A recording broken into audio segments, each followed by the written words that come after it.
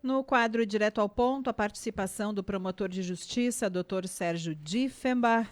Hoje o tema é em relação ao aborto legal e como ele é feito no Brasil.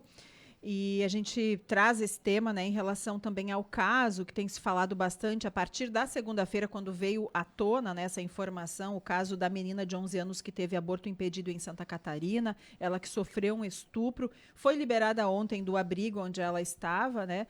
E a gente traz esse assunto aí com o Dr. Sérgio Diefenbach. Bom dia.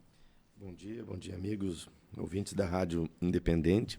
O tema hoje ele não traz emoção, ele traz muita tristeza, né? Porque sob qualquer ângulo que formos olhar esse episódio que terminou ganhando repercussão nacional, a primeira sensação que se tem é de tristeza, algumas é de repugnância, outras são de raiva, outras são de pena.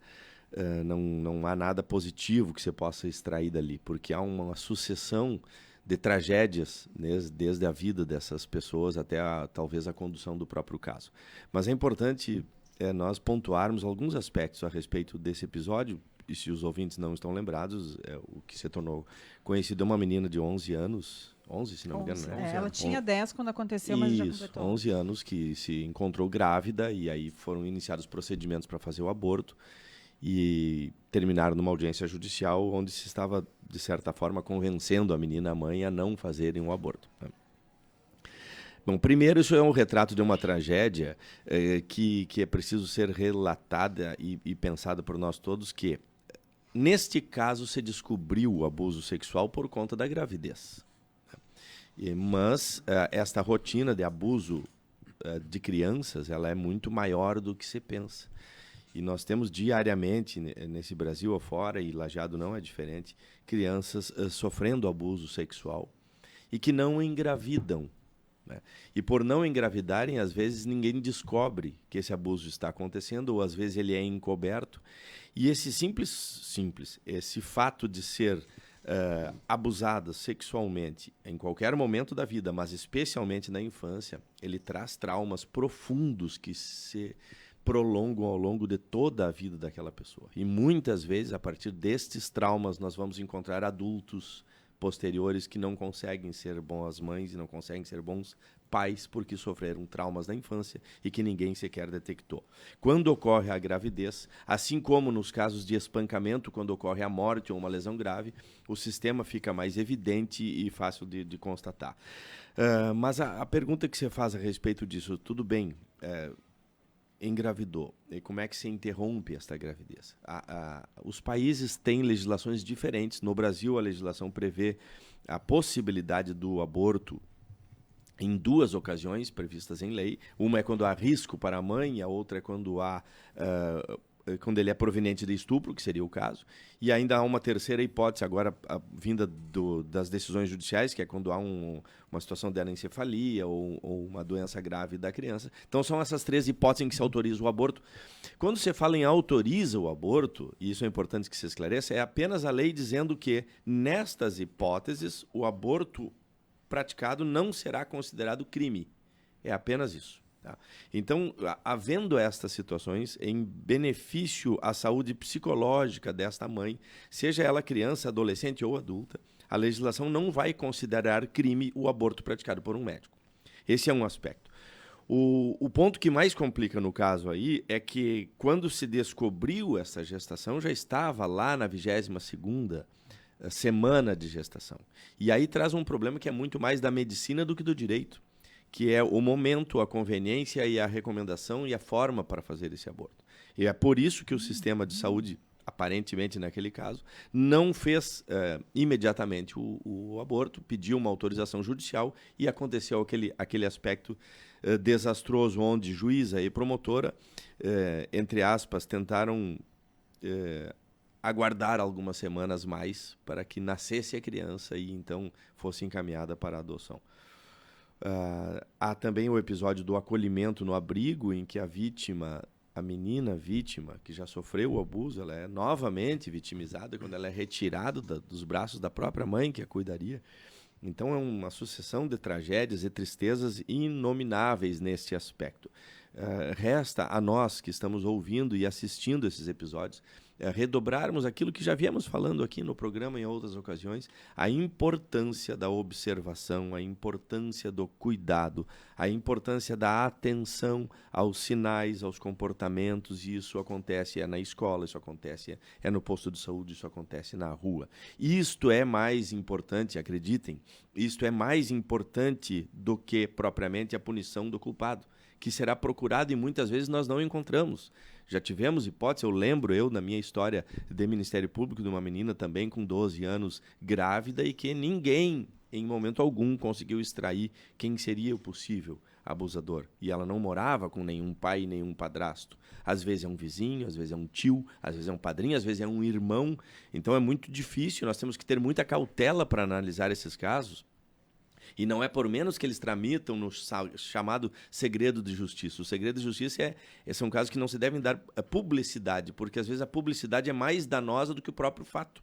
Então, esse caso vazou pela Intercept, é um caso que houve uma violação de segredo de justiça, onde se apontou uma conduta talvez equivocada dos magistrados, do promotor, dos operadores do direito que ali estavam, mas eu quero enfatizar aqui, os julgamentos acontecerão. Esta juíza será julgada pelos órgãos internos, a promotora será julgada pelos órgãos internos, o abusador será julgado se identificado. Mas nós não podemos nos contentar com o julgamento. Nós temos que cada vez mais reforçar os nossos recursos de prevenção e observação precoce para que esses fatos não se repitam. Dr. Sérgio Diefenbach, já tem ouvinte aqui dizendo, né? Pobre criança, violentada, tirada da família, um parto, coitada, traumatizada para a vida toda, apenas 11 anos. A Lisa, que manda um recado aqui no 999787885. Na nossa região, como é que é essa realidade? Temos muitos casos, claro que a gente não vai aprofundar, não vai entrar num caso específico, mas acontece. E o senhor acredita que nós podemos ter alguma mudança em termos de legislação aqui no Brasil quanto a isso? Primeiro, respondendo, sim, temos casos aqui, acontece. Uma situação que marca muito esses crimes sexuais primeiro, eles não têm muita escolha de classe social, nem de idade, nem de circunstâncias. Eles estão vinculados a uma característica específica de um abusador, e às vezes esse abusador, ele está onde menos se imagina. Tá? Não querendo ressuscitar casos antigos, mas aqui em Lajeado, quando cheguei aqui, nós tivemos um promotor preso por abuso sexual dentro da família. Então, são episódios que acontecem com médicos, com juízes, com promotores. São desvios de conduta muito perigosos e que acontecem em todos os lugares. A rede, quando ela é mais atenta, como acontece aqui em Lajeado, nós temos hoje, pela vigilância em saúde, a vigilância epidemiológica, nós temos o controle de todas as gestantes abaixo de 14 anos. Você sabe na ponta dos dedos em qual é o posto que ela está, onde é que ela não está, porque ali acende uma luz vermelha. O registro civil, quando há um registro de uma mãe com menos de 14 anos, ele também nos comunica, porque ali acende uma luz vermelha. Às vezes é resultante de uma gravidez, de um relacionamento sexual juvenil precoce e consentido. Mas há uma tendência de que isso não aconteça, tanto que a legislação prevê que toda relação sexual com menos de 14 anos ela é presumida violenta porque a mãe não tem o consentimento. Então, sim, em Lajeado nós temos casos, eu não vou te dizer que são muitos, poucos ou médios, é mais ou menos a média do que termina acontecendo. Varia o grau de descoberta desses casos. A segunda pergunta eu não me lembrava. Se tenhamos alguma chance de mudança em relação à legislação no Brasil. Sim. Infelizmente, isso eu digo infelizmente, o Brasil tem uma tradição de sempre que acontecem episódios dessa natureza, nós pensamos em resolver mudando a lei.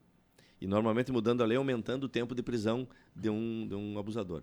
Ele pode ser válido, historicamente não se demonstra grande repercussão. O primeiro exemplo lá, não sei se vocês já eram nascidos quando Daniela Pérez faleceu, sim, assassinada pelo ator Guilherme de Pádua, né? E a partir dali um grande movimento pela mãe dela, Glória Pérez, que gerou a lei dos crimes hediondos e se aumentou a pena do homicídio, que se criou mais restrições com uma repercussão quase que nenhuma nos números de homicídios. Mas, enfim, quando acontecem esses episódios, você pensa em aumentar a punição do abusador.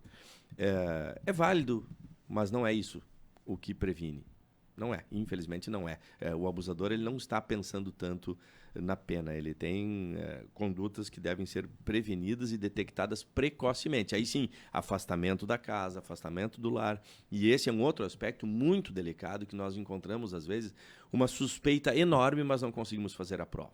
Quando a mãe protege, quando a menina não conta, quando ela está com medo. E é por isso que é uma investigação completamente diferente da investigação do tráfico, diferente da investigação do roubo e diferente da investigação do homicídio. Aqui nós temos que ter outras linhas de observação. Às vezes é o atendente lá da escola, às vezes é um outro comportamento, às vezes é uma gravação diferenciada.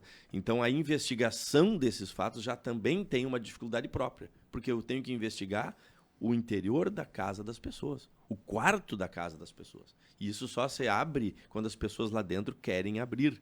Então isso dificulta muito. Se nós não tivermos bons mecanismos de prevenção e de investigação, de nada adiantará só aumentar a pena, porque se eu não descubro quem é o autor do fato. Então há uma complexidade muito grande e nós costumamos reforçar a importância em apostarmos na atenção e no cuidado preventivo e precoce de crianças que possam estar sendo vítimas desses fatos. O caso ele é triste, ele choca, e se a gente aprofundar esse assunto e olhar para os números, eles ainda são mais preocupantes. O último dado que se tem do Anuário Brasileiro de Segurança Pública, ele é de 2020, e ele mostra que a maioria dos estupros são com menores de 14 anos, 60,3% menores de idade até 13 anos, representando 36.600 estupros em 2020. Desse total, 28% tem entre 10 e 13 anos, 20% entre 5 e 9 e 11% entre 0 e 4 anos. Teve uma pesquisa Datafolha de maio desse ano que justamente tratou a respeito da legislação a respeito do aborto.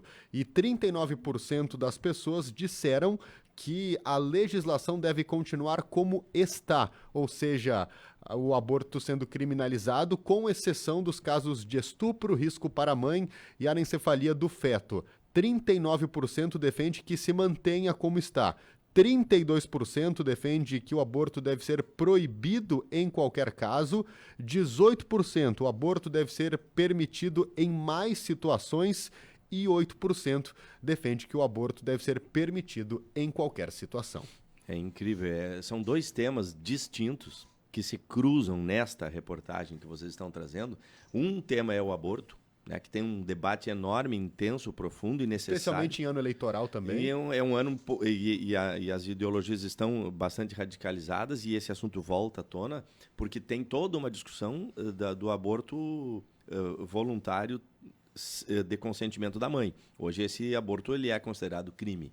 E há uma tendência em alguns países, em alguns movimentos internos, de que se venha o que se chama da chamada legalização do aborto. Ou seja, a mulher simplesmente não querer levar adiante a gestação até um período X e interromper. O que, segundo a pesquisa Datafolha, coloca 8% das pessoas. Veja só, isso é um debate. E o outro debate é o do abuso sexual, que tem outros contextos, e os dois sofrem do que se chama de subnotificação. O que é a subnotificação? Milhares de abortos que terminam acontecendo clandestinamente que o sistema não fica sabendo. É a pessoa que simplesmente ela providencia no seu aborto ou com um charlatão ou com um médico mais caro, só varia o preço e o local onde a pessoa faz isso. Alguns é com o chá, com muito risco, e outro é numa clínica muito cara. Então, e esses números não aparecem oficialmente. O abuso sexual também. Nós temos uma subnotificação muito grande. São poucas as famílias que se encorajam a ir. Tentem imaginar a situação da mãe quando que dependa daquele homem afetiva e financeiramente, suspeitar de uma situação dessas, ela se submete a ir a uma delegacia de polícia para denunciar o próprio marido, pai do seu filho, podendo gerar uma prisão e uma série de consequências. Estas pessoas, se não estão bem apoiadas, elas recuam. Não por menos que em muitos casos nós iniciamos com um depoimento, passam-se alguns meses e aquele depoimento é completamente desmentido, porque a pessoa se arrependeu de ter acionado o sistema. Isso gera o que se chama de subnotificação. São estupros acontecendo diariamente de forma não descoberta. Como faz para denunciar? Alguém que porventura desconfia de alguém ou...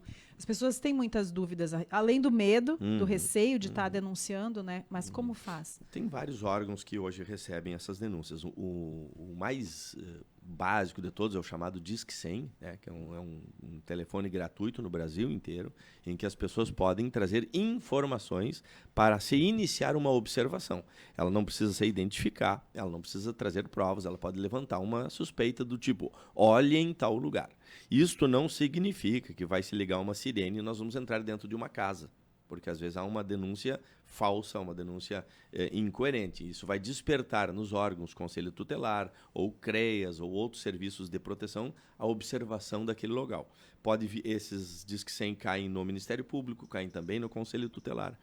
E se as pessoas em cidades menores quiserem presencialmente, podem levar a denúncia ao Ministério Público, ao Conselho Tutelar, à Polícia Civil e à própria Brigada Militar e até as estratégias de saúde na família, postos de saúde. Enfim, qualquer serviço público pode ser a porta de entrada dessa informação.